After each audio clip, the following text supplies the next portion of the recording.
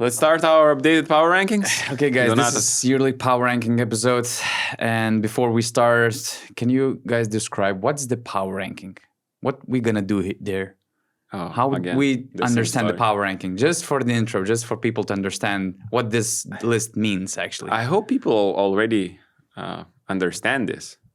Just, I think we're ranking the teams based on their recent performances and how much we believe they could improve or, not improve, decrease their abilities in the long term. So it's not necessarily who is going to finish first in the regular season, but just probably a combination of the best team right now plus their chances to maintain that position or to improve that position if we rank them at the 10th spot. I think that's a pretty fair. That is fair, but also it's always a little bit subjective because not a little bit, I think.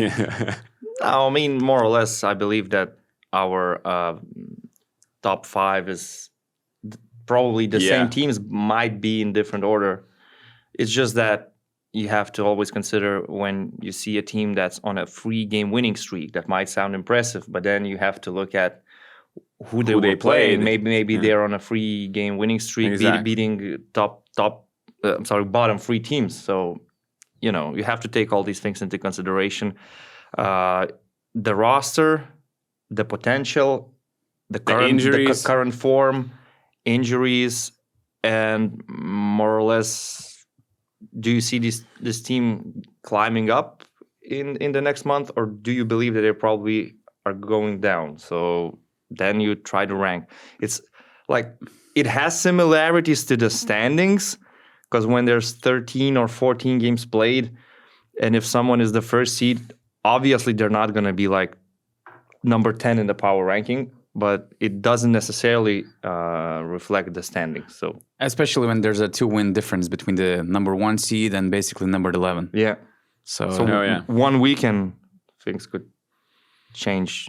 Yep. So we're gonna go from the bottom to the top, and also it's a combined power ranking. We might have our individual power rankings, but we have this supercomputer that helped us to shape this one power ranking. Gytis was involved as well, so it's we're gonna display the power ranking of all 4 Urbanos hosts. Let's start with the number 20. And no surprises, Asvel Villeurbanne, they have 3 victories. And I remember the last time in the power ranking, I mentioned that, hey, guys, but they're competitive. They're not competitive anymore. 6 of their last 7 games, they lost 6 of their last 7 games by the average margin of 17 points per game. And my question to you is, since we're 1/3 into the season, they have a winning record of 3 victories and 10 losses. What's your prediction? How are they going to end up? How many wins do you see next to Asvel in the standings? I believe they will finish with maybe 8 wins. I had the same number, like 7-8. 6-7? No, I said 7-8. Just praise me for not trying to use that again. Thank you. Yeah, thank you, man. Let's go next. Maccabi Tel Aviv. That's it? I wanted to add about Asvel that they're... Do you have actually anything to add about No, one Asvel? Interesting stat. Yeah. In the month of November, thanks to hackastat.eu database, in the month of November, the adjusted net rating of Asvel is minus 21.6 per 100 possessions. And the second worst team in this month was Paris, according to this adjusted net rating. They are almost twice, worse than the 19th place. Okay. Minus 9.6 is Paris, who are at 19th position. Asvel are minus 21 point. It's just the gap between them and the second worst team in the month of November is ridiculous. But to be fair, they were hurt by injuries. When they started the season with everyone healthy, they were not that bad. I mean, they were competitive. They were probably the bottom team or 19th, 20th, but they were not that bad. Then injuries hit them. There were games they played only with 7 or 8 healthy guys on the roster. Glyn Watson being the only ball handler, so any coach couldn't survive this. Actually, in the French league, they're still okay, even with all these circumstances. And I had the pleasure to commentate the worst game of the season because it was Asvel versus Monaco. Okay, 32-point blowout, right? Yeah, and Asvel scored 52. It was their lowest in the history of EuroLeague for them, for Asvel as a club. So many brick shots, so many offensive rebounds that led to nothing, turnovers. That was the worst game of the season. Every game matters. The only good thing about that game was the DJ in the arena because he played. The game was in Lyon, Villeurbanne. Yeah. The DJ is the legend. And he played all the 90s and 00s hip-hop classics. And when Asvel in the middle of the third quarter finally hit their first three-pointer, he played Hallelujah from wow, the computer game legend. Worms. I wonder if it's the same guy who's actually announcer of Asvel. I don't know. Because I remember at least back in the day, he was both playing music, then doing, timeout shows and stuff, announcing the game. He's machine. I'm surprised he's not included in the Final Four every time they organize the event. He is the GOAT, actually. Okay, enough about that. The best thing about them is actually their announcer and the DJ. Nice. Let's go. Maccabi 19, and you mentioned that it would be hard to survive for any coach in Asvel, dealing with so many injuries and Glenn Watson as a ball handler. Katash survived. Maccabi expressed full confidence in that Katash. We all know what that means. But the thing is that right? we have to make clear what's the full confidence in Israel. Because in Lithuania, I remember the last time we saw one team expressing full confidence, that coach was out in 1 month. 2 weeks. 2 weeks. 2 weeks, okay? 2 weeks. Bravo, 2 weeks. So what's the full confidence in Israel? Is it 2 weeks, 1 month, or actually until the end of the season? And before you answer also, what do you think about this decision and overall? I mean, is it good? I mean, are they right to trust in coach Katash? Wasn't it easier to change the coach and to expect that the perspective of the season might change? They should start just by playing some defense, I mean, just somehow putting in more effort, just being a little more talkative with each other. A team that allows 133 points per 100 possessions, that's one of the worst defensive ratings I've ever seen. That's the historically lowest defensive rating in the EuroLeague since Hackestat tracked this data since 2020, I think. Like, I didn't know this fact, but you could feel it. When I saw this number, I'm like, wow, over 130, worse defensive rating than 130. I'm not sure if I've seen that in my life. So it's everybody's scoring on them in whatever way you just want to score, whether you run a fast break, whether you run a pick and roll, a slip screen, I don't know, an off-ball situation. And offensively, they're just not as good as they were last year. Rokas Jokubaitis was running the pick and rolls way smoother. Right now, they're more, playing one-on-one basketball. Just shot selection is not as good as last year, and you get the result. If you can't play any defense and your offense is not insanely, extremely good, you just don't win games. For some reason, when I watch Maccabi, I feel like I'm watching a G League team. Yeah. Honestly. Yeah. I watched some G League basketball this season, so yeah, it kind of reminds me of a lot of guys that are from the NBA environment, and G League environment as well. Exactly. Actually, I know they lost some games in the last seconds, so with some luck they could be better in the standings. But the issue with defense is very obvious, and I don't know if it's down to coaching. It might be just the players and the roster, but they were always bad under Katash defensively. Even last year, they had the worst defensive rating, and that's my question. I don't have anything against Katash. I loved him when he was coaching Wade Baldwin's and Lorenzo Brown's team, and I like his approach. But when you see that the team has defensive issues for the consecutive season, and when you see the roster that is, it feels like there's no discipline, accountability playing defense. Maybe at this point, coaching change with a different type of a coach. I don't know, maybe it's Yanis Varopoulos, for instance. Maybe he could have changed at least habits of the team or try to implement something. So that's why I was a bit surprised. At the same time, they don't have Josh Nebo type of guy. Roman Sorkin is not also a defensive player. Who's actually a defensive player on that roster? You could say Jalen Hort could become, but he's a one man in his own island. Basically. In there, yeah. So yeah, it's tough. It's tough for Partizan as well. We have them 18. They've dropped by one position from the previous power ranking. And I mean, what are you expecting from Partizan? Because now their situation is so unpredictable. Because there is a chance that with the new head coach, maybe this team was so pissed about Jelko and his style that maybe now they're gonna flourish. They're gonna show their full potential offensively, or giving the pressure that they're dealing with. Like I'm not sure if that's true, but I saw some stuff on social media stream that Partizan fans might even try to do something in the game against Bayern just to stop it, protesting for Željko's departure. I mean, it should be crazy pressure. Not just because you're stepping in a position where, you're replacing Željko, but just in general, the whole moods, everything, it feels so toxic. Yeah. So what do you expect from Partizan going forward, whoever takes over? I honestly expect the players to just step up. Whoever's the new sorry coach. To interrupt you. If they do step up, then the players will be like, why you could not have done that under Željko? Like, why you were not moving your asses and you were lazy on defensively, and now all of a sudden a new coach is good for you to just play hard? I know that might be the reaction of the fans, but they have good players. That roster is not number 18 in this EuroLeague. It's playoff or at least play-in material roster. But their number one problem is the same as Maccabi's. Mm-hmm. They don't play defense.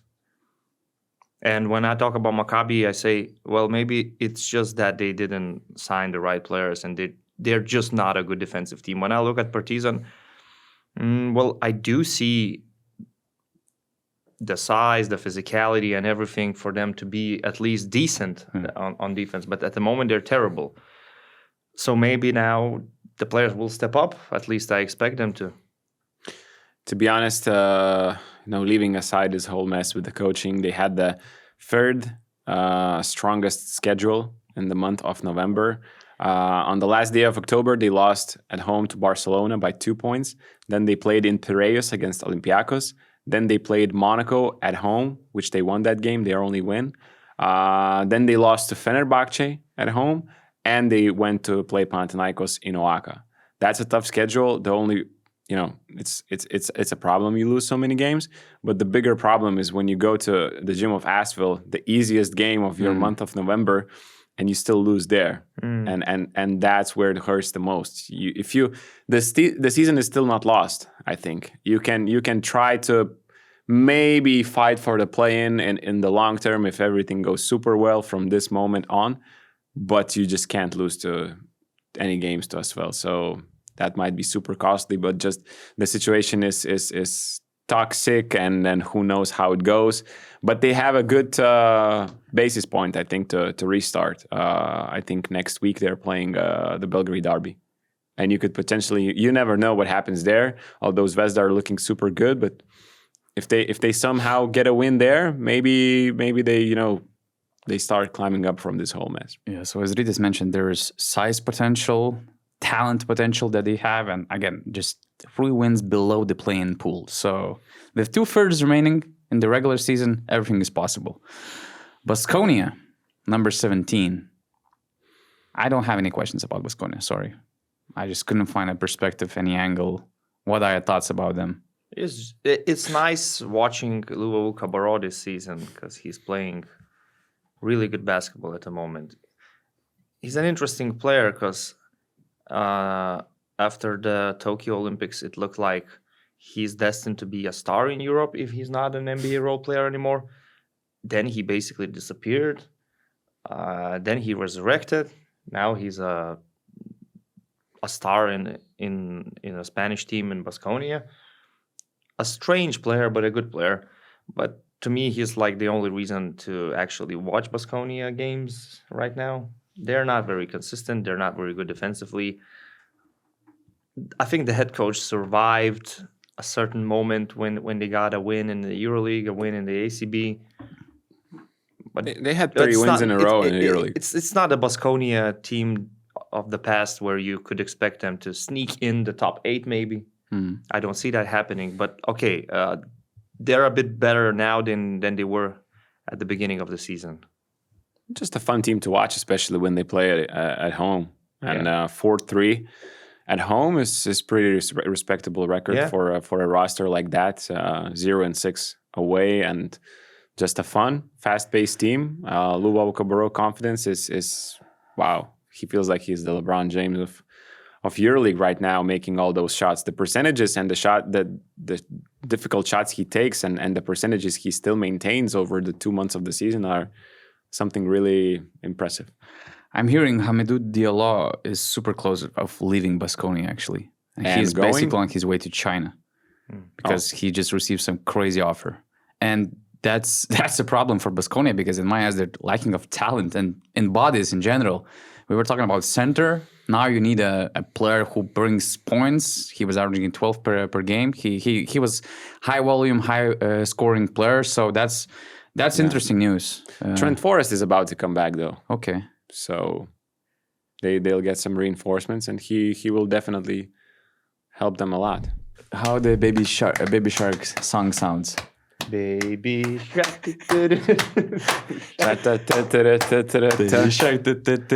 Baby Shark. I have a better shark for you. I see why singing Baby Shark song on basketball podcast might be embarrassing, but what's not embarrassing at all is using Surfshark. Wherever you go and you want to access your usual or beloved content everywhere. It might be sports related. It might be some films, some TV series. Stranger Things like right now are trending. Yeah. I use Surfshark VPN just to get the highlights, for example, for my favorite football leagues on YouTube. You're not always allowed to watch the content from other leagues, and I don't think that's fair. So I just use Surfshark VPN to actually access those videos, and you can get. I mean, that's just one example. Better deals for flights, better deals for hotels, better deals for all of that. And the second use case, from my personal experience, is just when I work from public places. You know, I just turn it on, and sometimes I will have a coffee, I will work, and I will just definitely use the Surfshark VPN. My go-to move is to get this US VPN so I could access some US movies from Netflix. And usually my go-to movie was The Draft Day or something like that, or Draft, about NFL draft. Amazing movie showing behind the scenes. It's not a real based on true story, but it's a great one to understand the dynamics of any draft basically. And Moneyball. I mean, from time to time, I always put this Moneyball movie, especially when I'm traveling to some EuroLeague destinations. Another great feature is that, I mean, for security reasons or for whatever reasons, you don't feel any issues with the internet speed or anything, and it's so simple to use. One click, just find your location that you need for and the things you're doing at the moment, and it really helps. And the best thing, where we can also help you, that we have some great Surfshark offers at the moment. Go to surfshark.com/basketnews, use code BasketNews at checkout, and you'll get 4 extra months of Surfshark VPN. If you don't like it, if you don't find it useful, there's a 30-day money-back guarantee. You can find all the necessary information in our at the top of the description below the video. But I'll guarantee you, I mean, I didn't find it not useful in my case, so I think that you'll have a lot of benefits using Surfshark and Surfshark VPN. Number 16, FS. Dropped by 3. They just sacked Coach Kokoshkov, so 3-year project with Kokoshkov went straight to the trash bin, and they're still without a head coach. And nobody wants the job without a center, huh? Or what's the situation, Mr. Donatas? You know, it's quite weird to see the team changing the head coach without having a clear replacement, or the search of replacement taking so long. And I'm hearing, and that's what actually makes sense to me as well, why I didn't hire a coach for quite some time. I'm hearing that they actually like an idea of bringing back Luka Banki, which is super weird. What? Yep. The guy who took over last year and the guy who basically knew that he won't stay because Kokoshkov was in plans and in works, they want him back. Another layer, the complexity of the situation is that Luca Banchi is coaching Italian national team. I love his smile and listening to this. And his contract with Italian Federation doesn't allow him to coach the club. So Efes, maybe they're trying to buy him out. Maybe, that's the reason why they don't have a head coach yet, because the negotiations takes too long. And there's a chance that they will have to choose another head coach. And I'm hearing that nobody should be surprised if they see either Yannis Varopoulos taking over or, very interesting one, Pablo Lasso. Because we're talking about two very different coaches. So let's say Banchi is unavailable.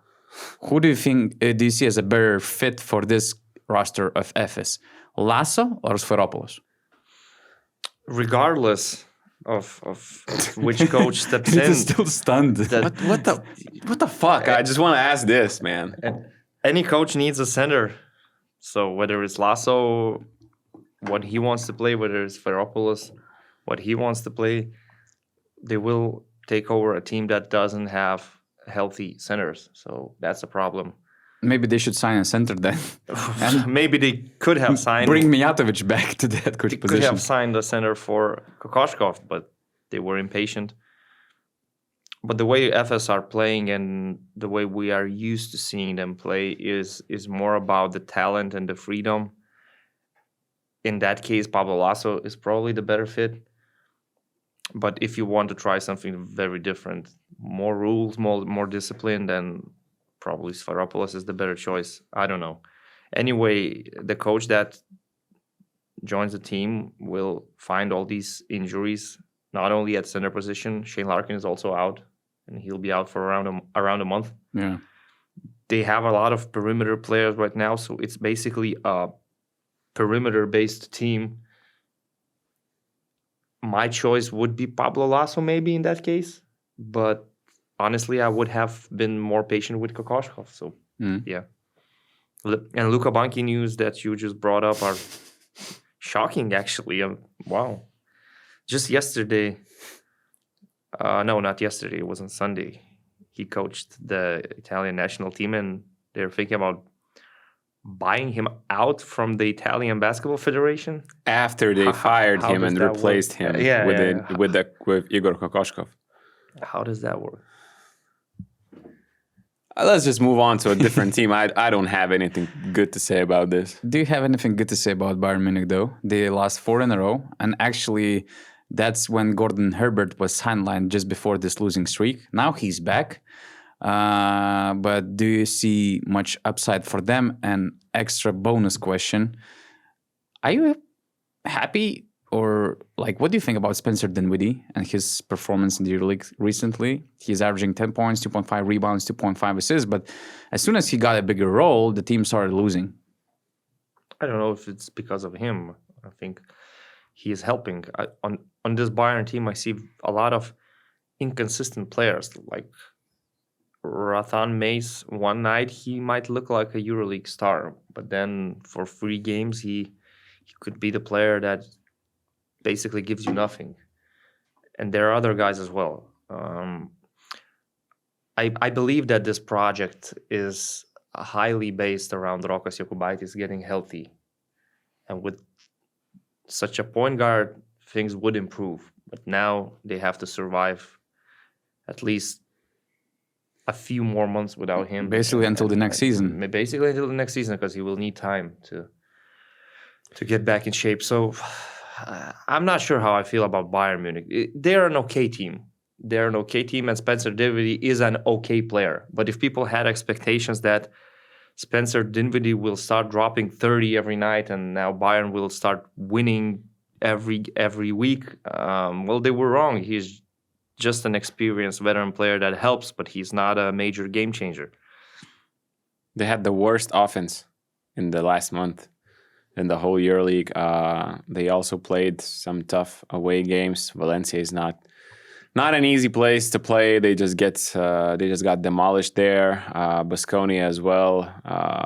Even the 2 Greek teams had had to really fight there to get last minute W's there, but overall, just not much expectation from Bayern. I remember maybe Donatas was trying to hype them up, but I tried. But I was never a believer in this team after Rokas got injured. I'm sorry, and I'm not changing my mind. It was difficult to be a believer of this team because this team was not built to make people believe in them, actually. Many leftovers coming from other teams. And what they did at the start of the season, actually, in my eyes, they were overachieving. And now at some point, they just, hit the wall of their abilities and their ceiling. And of course, not having your head coach, who was a huge part of their last year's success, I would consider it a success. I mean, that's also huge. So yeah, it's a tough situation for Bayern, but it's nothing that surprised us.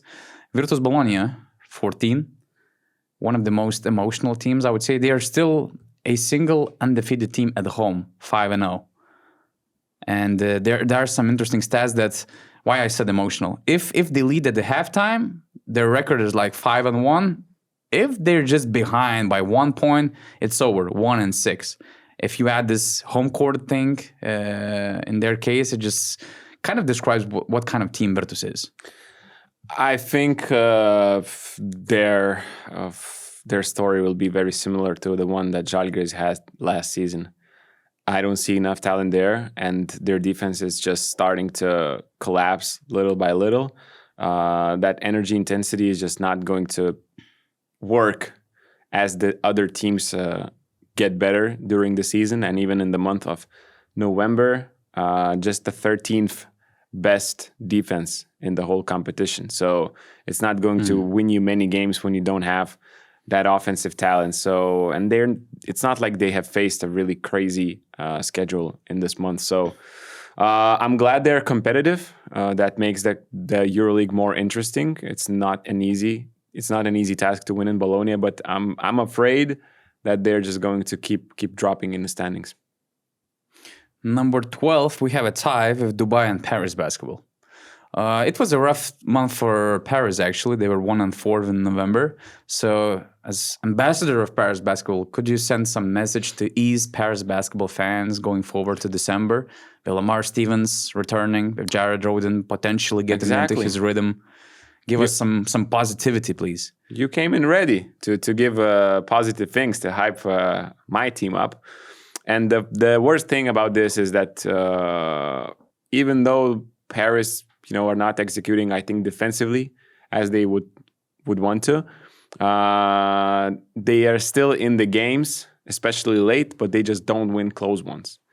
And a couple of better shot selection in the clutch, a couple made shots, and we could be looking at a different situation. But yeah, I hope that with Lamar Stevens and with James Rhoden, and hoping without no new injuries, they are actually going to become more competitive, but defensively is their issue. If you are patient enough against Paris, you are going to get an open shot at the moment, and that's a problem. Good teams are just, not rushing, spamming one pick and roll, second pick and roll, and they're getting a good wide open 3-pointer with the feet set, or they're just driving around and there's nothing you can do. They're just fouling too much. They're being too aggressive sometimes, and yeah, but overall, still much better than a lot of people expected. They illustrate, despite losing, they're still number one in a lot of statistical parameters. For instance, offensive rebounds, first in pace, first in field goal attempts, first in offensive rebounds, first in fouls made, and first in steals. So yeah, I mean, every stat is about just being super aggressive. Offensive rebounds, steals.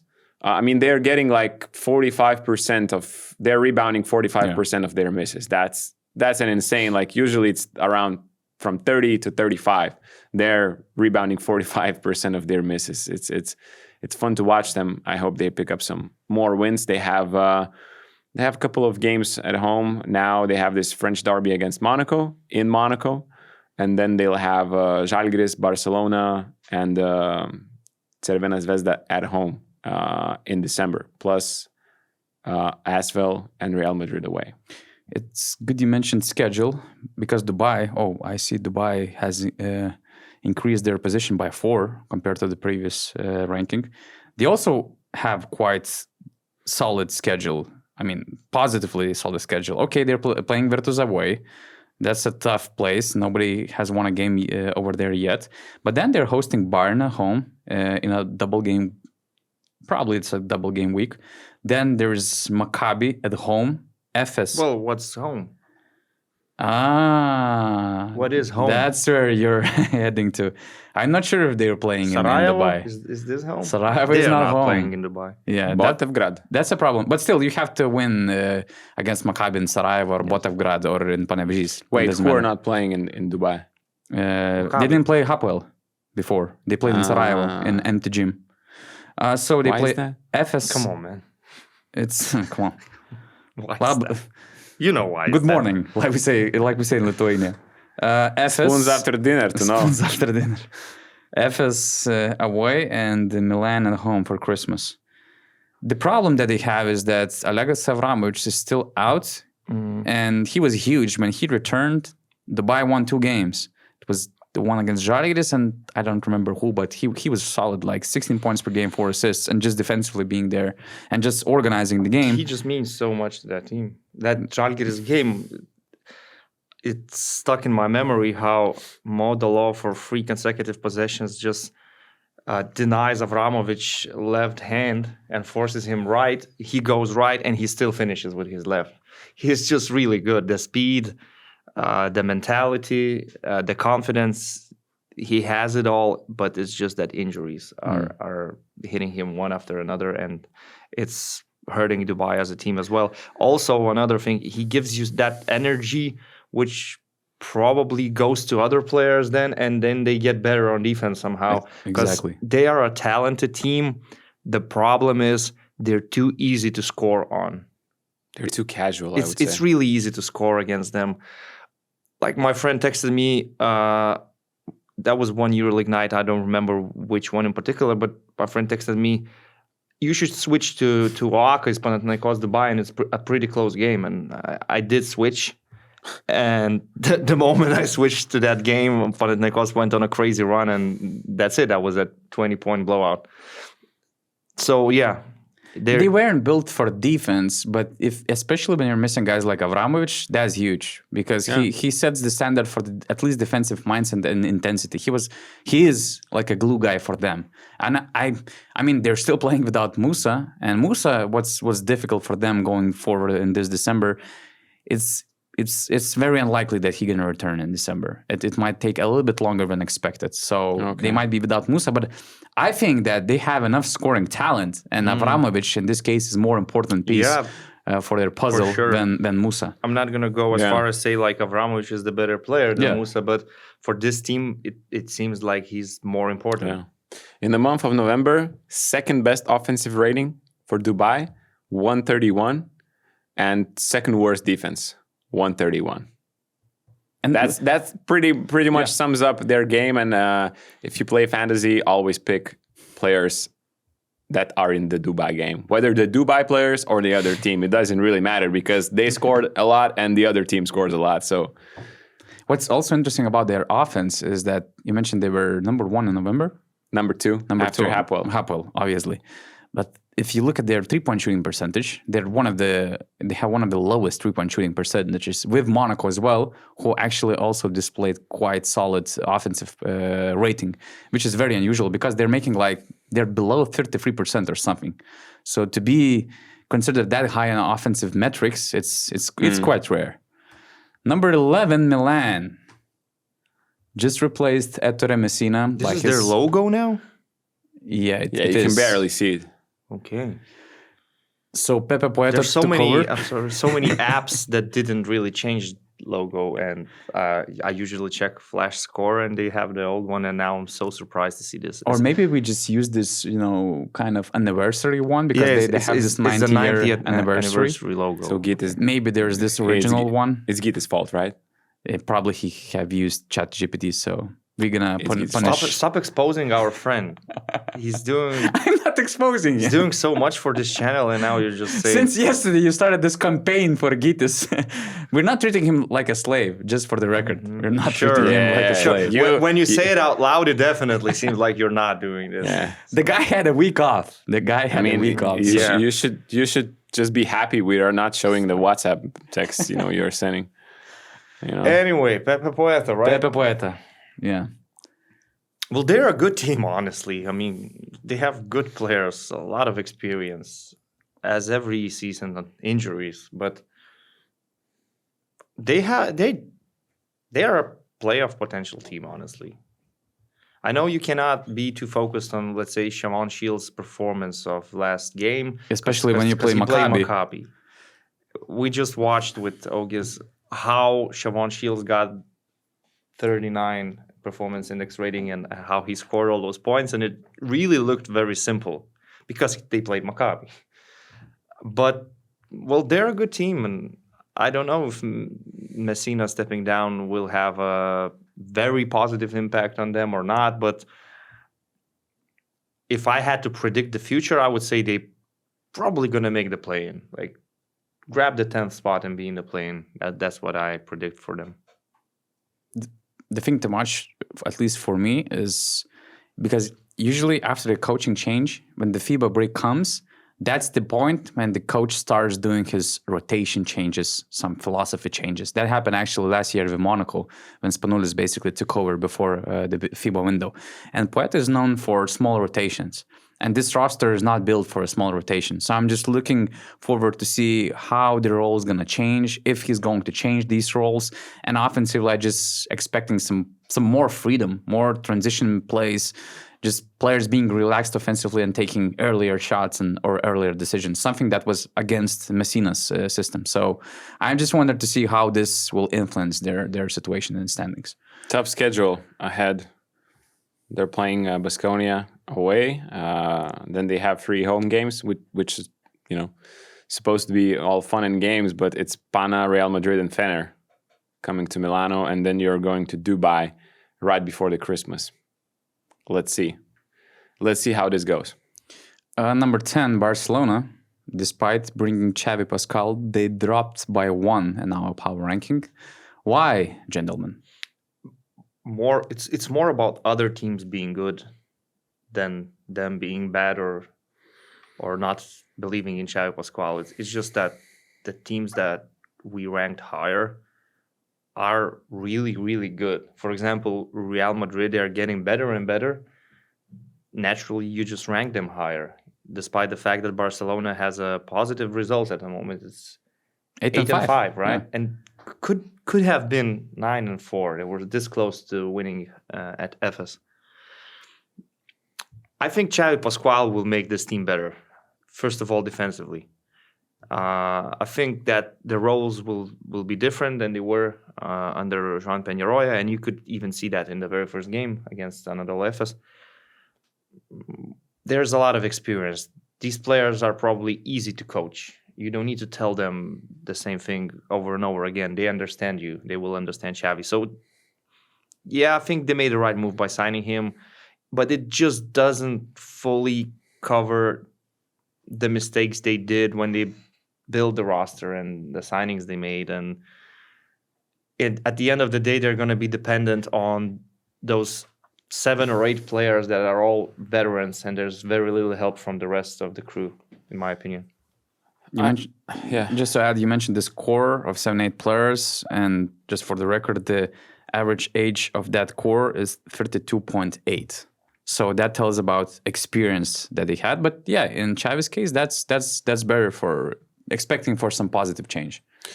I agree, but at the same time, long term they might get better. But looking at the first 2 months, to me, they fall into the category of these 4 teams: Real, Barcelona, Olympia, and Dubai. Under the label, I'm not sure what's this team is all about. Lack of identity, right? Yeah. Real Madrid, 1 game, they might play great. The other game, I'm not sure what I'm watching. Barcelona, the same thing. I mean, the game in Villeurbanne was also, a weird game, I would say. Milano as well, some great stretches. Now they changed the coach, so they're still looking to somehow form their identity under the new coach, and that's probably going to take time. Dubai, injuries, they're playing great at home. They're the different team away. Extremely good offense, but terrible defense. And yeah, so with Xavi, maybe we're getting more concrete picture of what they are about, because so far I'm not sure what I'm getting from this Barcelona, and that's why they're 10th, right in the middle. Yeah. We have a tie at number 8, which is interesting that the tie is between Madrid and Žalgiris, and we had this crazy, wild, offensive minded game in Madrid, 1 point game and win by Madrid. What do you think about these two? Well, I think that surprised that Žalgiris they dropped by 4. They dropped just because of the losing streak. And other teams stepping up, I guess? Other teams stepping up, and Žalgiris not having Williams Goss available. Probably those are the reasons why they dropped, but they're still maintaining their level of basketball. Like, they bounced back after losing in Madrid. They beat Baskonia at home, and from the middle of the third quarter, they again showed that they are a really good defensive team. It's just that maybe it doesn't always show up, but they can be really good defensively. That Madrid game was crazy because Real Madrid scored 100 points with 2 3-pointers only. Yeah, but that was the first time in the EuroLeague history. All layups they allowed. So yeah, what impressed me more is that Real Madrid found a way to beat Hapoel just before this international break. They allow the players. I'm not sure if it's the right thing to say. They allow the players. The players maybe wanted to play for the national teams, so there were guys traveling. Facu and Gabidek traveled to Cuba. Andres Feliz traveled to Mexico. He played for Dominican Republic. Hezonja played for Croatia. It could affect their next game and the performance of the players. Who knows? But I do see them getting better and better and better. At first, they were just winning at home but losing away. Now they beat Hapoel. Now, it wouldn't honestly surprise me if they actually end up in the Final Four, as you predicted. Because I'm getting to see how good Trey Lyles is, for example. Now, look, let's be clear. He said that Real Madrid is winning the EuroLeague, not so making the Final Four. So if you're in the Final Four... See, it's smart guy is talking. Smart guy is talking here. No, in the but middle. I mean, honestly, you like Lyle's defense?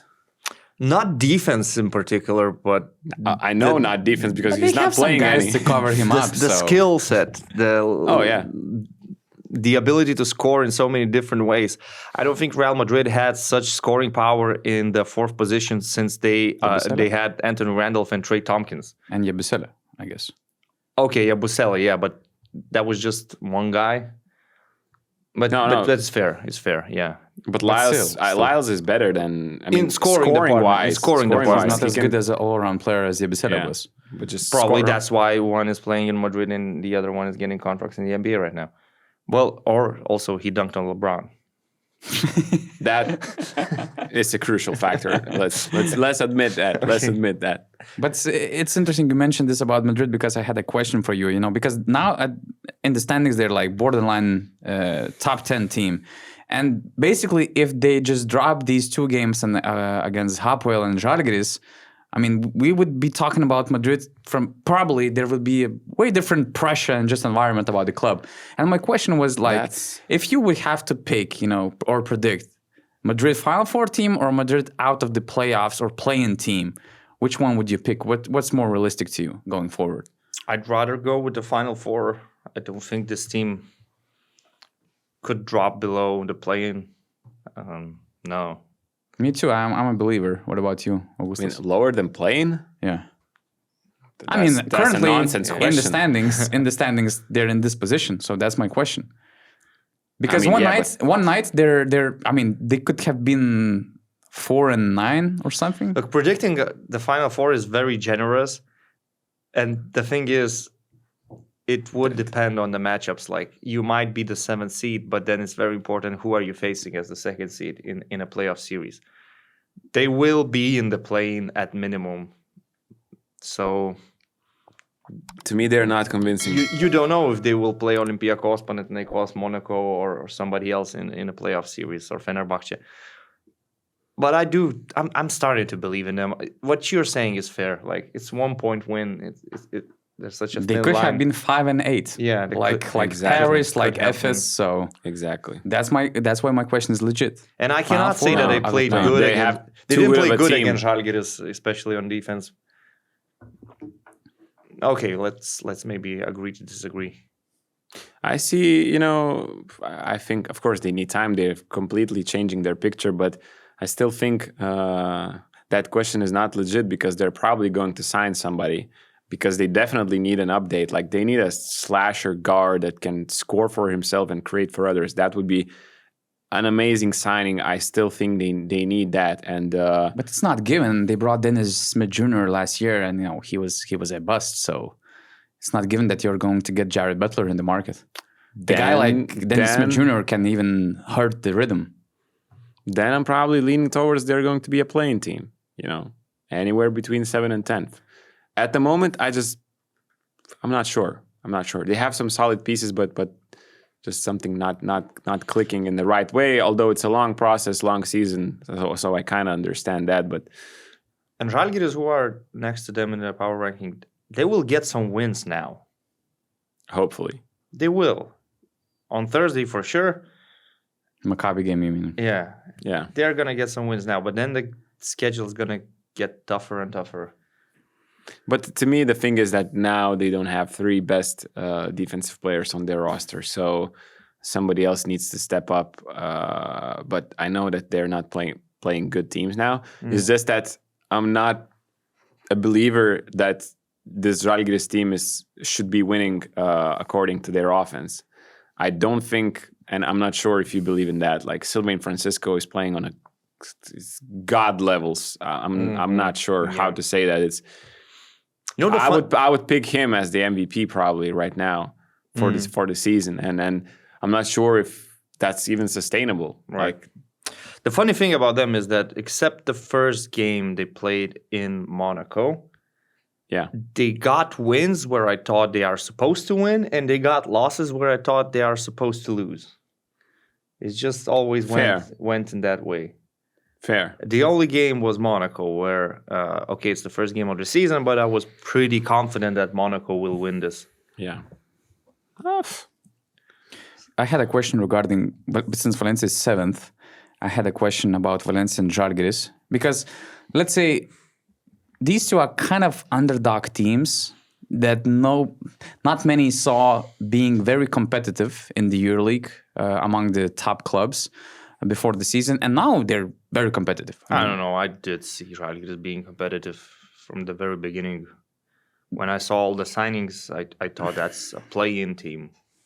So it doesn't surprise me. Yeah, but anyways, which one do we pick going higher long term until the end of the season? Valencia or Žalgiris? I would pick the team that has the best player in this conversation, so that has to be Žalgiris. What do you think?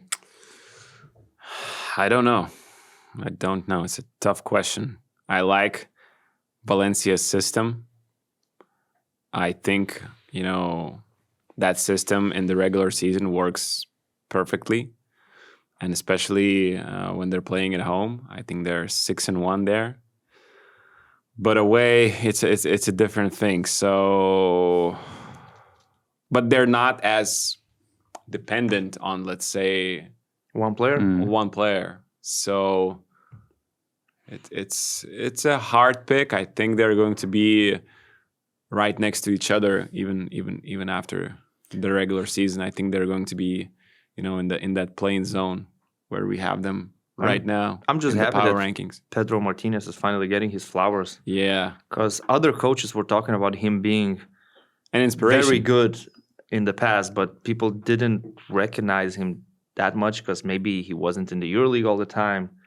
But maybe he wasn't winning that much trophies because wasn't winning that much trophies. Wasn't in the EuroLeague.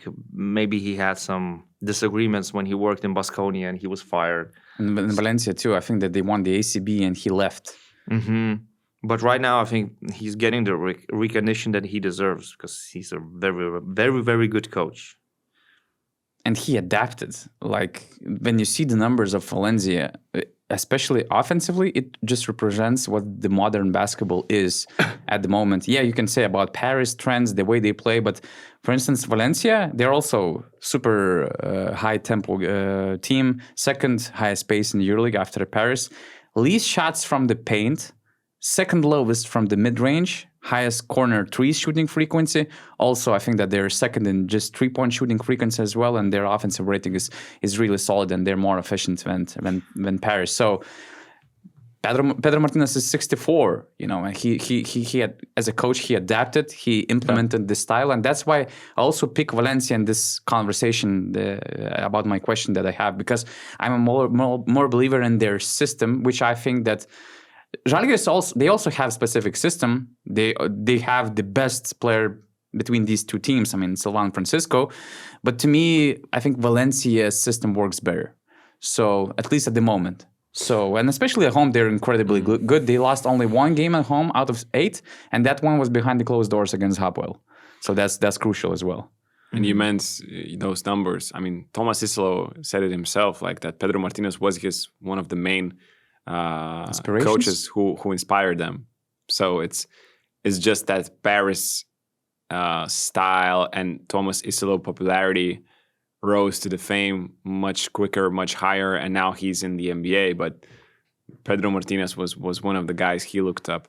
Maybe one of the concerns about Valencia is their offensive rating, 111 only, fifth worst in the month of November. But just their style, it's uncomfortable. Yeah, I probably also would pick Valencia, maybe one win higher than Žalgiris, but I think it also will depend a lot on just how healthy can Žalgiris be. Can Nigel Williams-Goss play more than 1 month, without getting injured again? That's a tricky situation. Thank God now it feels like, and it seems like, the series wasn't as serious. The injury wasn't as serious as many thought, because there were some concerns that he might be out for months, then for a month or more. But now there's a high chance that he will join the squad quite soon, and he's huge for Žalgiris. And also they're exploring the market for a center. If everything goes well with Nigel Williams-Goss, if he's really healthy, they might add center. So that could help them to improve their defense. Number 6, Fener, up by 4 compared to the previous power ranking. Obviously, after November, which was perfect, they were single undefeated team in the EuroLeague, 5-0. Are you convinced by this winning streak? Are they back? Are champs really back? Too early to say, but it's just a pure example of a good team getting better as the season progresses. It has always been the case about these best teams in the EuroLeague. They peak somewhere in March or April, usually. And Fenerbahce are getting better after a really slow start to the season. Am I convinced that they are the team to beat or the favorites to win the EuroLeague again? Not necessarily. I still pick at least 2 or maybe even 3 teams ahead of them. But this winning streak is very important, not just for the standings, but also for the confidence. Also, you probably read Šara's comments after these games, and he was really happy about how solid we were, how we found a way to win. And it shows that Fenerbahce is getting serious once again. Getting into their rhythm, I would say. Something like that. Although they're going to get tested in December. I know that Augustus is our schedule expert. Yeah, they had the easiest schedule, according to Hackastat, in the month of November, and they're going to have one of the toughest schedules. Just looking at their next game, it's Olympiacos away, Monaco away, Panathinaikos at home, Milano away, and Barcelona at home. That's their schedule for December. It's no easy games, and in November, they beat Asvel, Maccabi, and Virtus at home. Except from the game against Hapoel, they beat teams now being ranked 12, 18, 19, and 20. Yeah, what they needed to do to get some confidence. But, you said that are the champs back? The champs are not back. This is the playoff team. That can be, a top 10 team at the moment. And they're solidifying their spot in it, but they're far from being, called the contenders, top contenders in my eyes. But are you saying they're a playoff team looking long term? Yeah, for sure. For sure. But not a Final Four team, right? It's not a given. It's not a given, but they're getting there, and this month of December will answer a lot of questions, I would say. Olympiacos dropped by 2. They're number 5. Sorry. I don't know. Lacking consistency. They won all games at home. They lost both away. Fournier has yet to find the rhythm. Vezenkov was limited in a couple of games. They've lost against Efes at home, I think, no? Yeah, the one they lost. But it was in October. I think so, yeah. Anyways. Just lack of consistency and a better play from their star players in this month. The Efes game was 14th of October, Donatas. Yeah. Fournier, yeah. It seems like it's a long time ago. It seems like it's impossible for Olympiacos to have all their guards clicking at the same time. It's either Dorsey or Fournier. Like last season, Dorsey was somewhere deep down on the bench, and Fournier was shining. Now Fournier, his game definitely dropped, and all of a sudden Dorsey is now the star of the show. It looks like they just can't have this former, let's say, Monaco chemistry where you had Mike James, Elio Kobo, and Jordan Lloyd all performing in clear roles at the same time. Yeah. Monaco, since you mentioned Monaco, they dropped by 3. Why do you think so? Of course, it's just a position in the power ranking, and unfortunately, we don't have Gitis here, and he has all these advanced stats because he has this average position in all. Why don't of we have him here? Power rankings? Because he had a week off and he has a lot of things to do for the outside the NBA channel that we have, which is important. Okay. They actually, Monaco has the best net rating in the month of November. Okay. But it's, lopsided wins against Efes and Asvel that inflate these numbers. They lost both games in that double week, or was it? Yeah, it was a double week. Belgrade week. In the Belgrade, so maybe that's why. At the same time, no, it's not that. They were just the number one in our power ranking after the first month, but it was such a tie. We didn't really know. There was no clear number one spot. But looking at how they're playing, looking at their chemistry, looking at their long-term potential, they're still a top 4 Final Four contender. Look at this, man. They will play Paris twice in 3 days. Wow. And both in Monaco. Both in Monaco. Because amazing. They play they play the French Cup now. And then the EuroLeague game. Yeah, the French Cup game is it's tonight. Wow. Both games against Paris, both games are happening in Monaco. Wow. If recency bias was involved behind making this power ranking, I think that we might have a different conversation after December because their schedule is quite easy. They play Paris at home, as you mentioned. Fener home, Baskonia away, Bayern home, and Madrid home at Christmas. So, and they played the most games away among all top teams in the EuroLeague. They had 8 games already playing away, and their record was quite solid, 4-4. So after this month, they might be even higher in the standings and in this power ranking. They actually have more issues off the floor at the moment, being fined by 300,000 euros, some crazy fine. And they can't register new players? They cannot register new players. How long? Until all issues are resolved, and they're fined by EuroLeague for overdue payables, missing documentation, and non-cooperation. So the ban lasts until all issues are resolved. Oof, okay.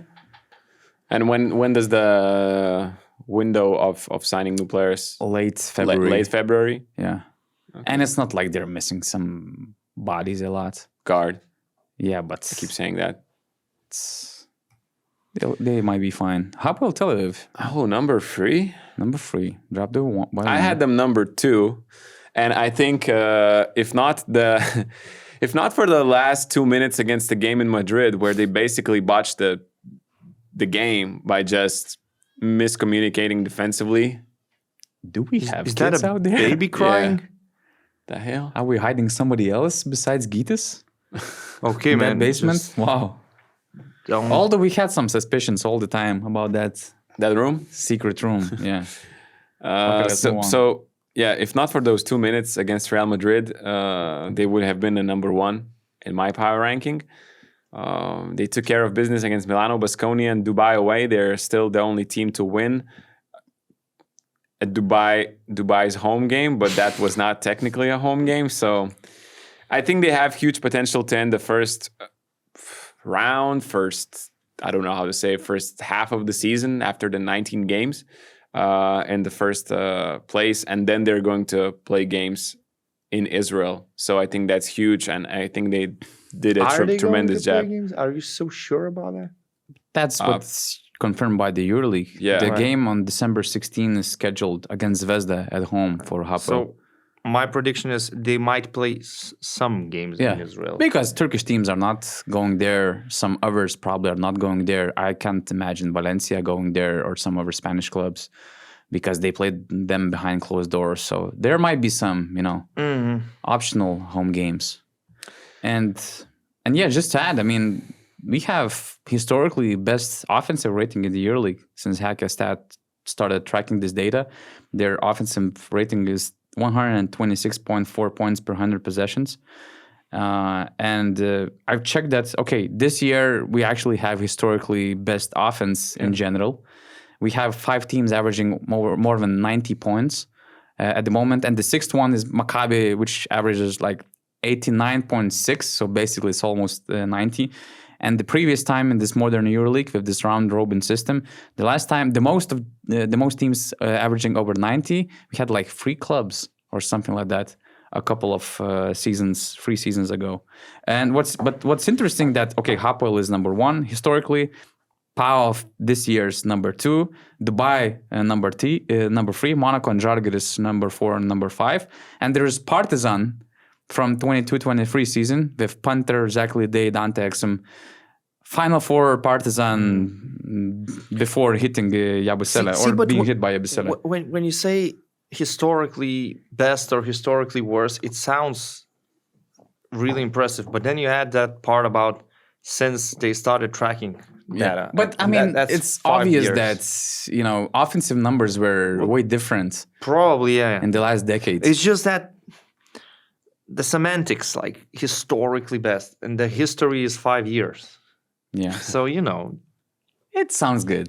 It sounds impressive. It sounds good. No, but just in general, ITES says that we're having best Right. offensive years in general. But why is Scoring numbers, assists. maybe we're having Maybe we're having historical bad defenses because That's there what I are too wanted to many say. games being played. You Exactly, yeah. Because I don't think that EuroLeague got more talented now than it was a few years ago. I'm not sure about that. The Hapoel team is impressive, though. You have to admit. But and, how many new EuroLeague players they have that we didn't know about a few years ago? Yeah, no, it's not about that. It's just I was more referring to the team, the individual team, not the whole EuroLeague. I believe that these historical offenses are just because of how many games the teams are playing and that more and more teams are playing this fast-paced style offense that adds. So we're to getting the scoring. closer and closer to the NBA. Of course. Yeah. Yeah. It's a 10-year lag. It has always been. So the slogan eventually will change to "Every game matters," sort of. It's already like that right now. Yeah, I know. It's already I like know. that right now, but nobody wants to admit that. I know. It's just I know, man. some coaches have said it. Some coaches have said it. Some players have said it last season. I think Evan Fournier said something similar to this. I think, Sharas maybe mentioned something like that. The game is getting more faster, more scoring, less defense-oriented, less tactics. You just don't have the time to prepare for these games as much as you wanted. And that impacts the defense. And just philosophy in general. That's what Luka Banki said about Messina and Jelko being out of the EuroLeague because they didn't have, with this schedule, they don't have to implement their strategy and to play their own way. Because this fast-paced basketball, less defense, more offensive-oriented basketball is now trending. It's about a system more than adjusting your game plan each and every night. It's just, yeah, things are becoming more like the NBA. The question about Hapoel that I have if you have to predict it now, do you see them making the Final Four? It's either Final Four or not. What's your guess? I'm gonna say no, but I'm gonna say that they will finish high in the regular season, and they will lose the series to one of these very experienced good teams like Fener or Madrid. That's gonna be my prediction. Makes sense. I would say yes, maybe, but I'm not sure because then at the end of the season, what if they clinch the home court advantage and then all of a sudden you have to play those games? Hapoel Fener series. Wow. Yeah, and then, that would be amazing. And then one team plays at home in Panevėžys and the other plays at home in Sofia. That would be amazing. As somebody who was born in Panevėžys, I'm happy. I'm happy to see EuroLeague playoffs in Panevėžys. They're not playing in Panevėžys, so we can't land planes in Vilnius, so don't worry about that. Okay, then Sofia and Munich. Sarajevo. Sofia and Sarajevo would be the best. Botevgrad. Right. They actually packed the gym. I was impressed. Panathinaikos, number 2, up by 4 from the previous power ranking because they had the rough October and they adjusted lineups. TJ Short started playing more. Kenneth Faried joined. They had a perfect November almost. Zvezda is number 1? Happens to be that. Yeah. I had Pana actually. I had Pau in number 1 spot in my own power ranking. Finally, some convincing performances. Kenneth Faried is actually is a God-given gift for them. I think TJ Shorts slowly getting into the rhythm after this. You're not playing great, but hey, let me insert you back into the starting lineup. All of a sudden, he's looking more and more confident. Kendrick Nunn hooping, Kostas Lukas playing best basketball this season. 4 wins, 1 loss. That only loss in the November was in Belgrade against Zvezda, but the Panathinaikos did not have a center. Kenneth Faried was not there. 4-0 after he joined the team. Looking long term, this team has all the potential. I ranked them number 1 over Zvezda because I think they just have more talent, more continuity. This is not a new team. They all know what they need to do, and if they take things more seriously than they usually do, they are the number 1 team. I don't see that happening in the at least for the next couple of months. They don't start taking things seriously in December or January. But they already did in November. Why should they? They don't need to. Exactly. They're winning. Let's see, but they convinced me in these last weeks. Good, convincing wins. Doing things they're supposed to do. Great basketball in general. And the only way looking forward, because I don't have doubts about their strength going forward, but just from this different perspective, I'm looking forward what happens with Matthias Lazor, because December is a crucial month for Yurtsevens' contract. They have to either extend him until the end of the season or shove him somewhere else because he has this out condition. And that means if he's out, it probably means that Matthias Lazor his return is on the corner. But if he stays, it might mean that there are some issues with Lazor's return. And there were already reports about his return being postponed with no clear timeline. So that's a tricky part for Panathinaikos because Lazor's presence in my eyes is important in a long-term conversation about their title chances this year. So that's the only uncertainty that I have regarding them in December. And Zvezda number 1, up by 4. We had these questions, they weren't tested, they didn't do this or that. They beat some solid teams, including Olympiacos, Panathinaikos at home. They had some big performances at home. But I'm surprised, actually, that they're number 1 because they lost 2 games in November. I know one of the losses was in Dubai, where they did not have Chima Moneke, and that was sidelined just right before the match. And in Valencia, they were won. And Jared Butler was in the foul trouble on that. They had a lot of injuries, but they're 3-2 in November, so I was not expecting them. It's just recency bias. I think so. The most recent performance. And also, come on, these teams are super close, so it's just No, I had them in top 3. So they're looking better and better. The new players, looked great in the last game. So I think that pushed them into the number 1 spot. They have a lot of potential, definitely, but they still need to figure things out how to win away from home. Let's say they finish first in the regular season. And, you have to have somebody in this MVP conversation. Who do you consider the most valuable player on Zvezda's team?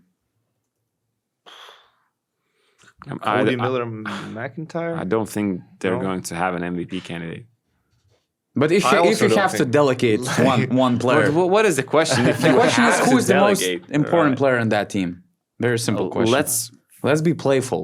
No, let's wait, because they still have yet to play with the entire roster, and I want to see roles when they all get healthy.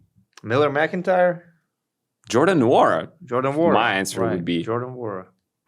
22 PAR at the moment. Jordan Nwora, then it is settled. I like Cody Miller-McIntyre more as an all-around option, but that's just me. Although Chima Moneke also is having big season. And especially when you look at the numbers, I don't have a clear answer. That's why I'm bringing this point up. No, don't worry. Chima will bring you the numbers. Huh? Chima will bring you up the numbers. I have some help for him. Because when you look at Cody's numbers and Nora's numbers, they even increased their numbers when they're playing in those games that they've lost. But when you think about, players' impact and what the team is missing when somebody is off, Zvezda was more hurt when Moneke was not displaying his usual basketball. And so far, he was not very consistent. In wins, he was huge. Almost 16 points, 68% two-point and 27% three-point shooting, 8 rebounds, 2.3 offensive rebounds, 1.5 steals, 0.5 blocks, 21 PAR. In losses, his averages decreased by 5.6 in scoring, which means 10 points, 31 two-point shooting percentage, 37% decrease, 17% three-point shooting, 6 rebounds, 0.3 steals, 0 blocks, and 13 PAR. So that's a huge decrease. At the same time, it's not a coincidence that Zvezda lost these games, that he was not displaying his usual basketball or he was not playing at all. Yeah, but I'm just saying, I don't know. I don't have a clear answer. Just want to hear your perspective. Who's the most important guy on that team so far? I would go with Nwora. Just too good of numbers. 19, 5 rebounds, 2 assists, almost 2 steals, almost 1 block. When we have this full picture, how do you feel about this power ranking? I feel good. I feel like we did a solid job. Why not? I mean, because last time we forgot to make this conclusion, because when I saw this final conclusion of the power ranking that we had last time, it was like, I don't know, man. I mean, some averages didn't add up in some situations. I mean, overall, I think it's fine. Yeah. Some fans might feel that their team is not respected enough. Others will say some teams are overrated, but it's always like that. And the top six is... we get back together in January after New Year, it will be the same thing. These logos will change positions, but the conversations will be more or less the same. I would have switched the top 3, but... Or I would put a tie or something. I don't know. No ties here. Let's be playful. Bro. Okay, if you like this episode, if you watched it until the end, hey, guys, press this like button. And especially if you didn't subscribe our channel yet, you're making some big problems. You're making some big mistakes. So make sure to subscribe and also put the notification bell on while watching this video. Thank you so much.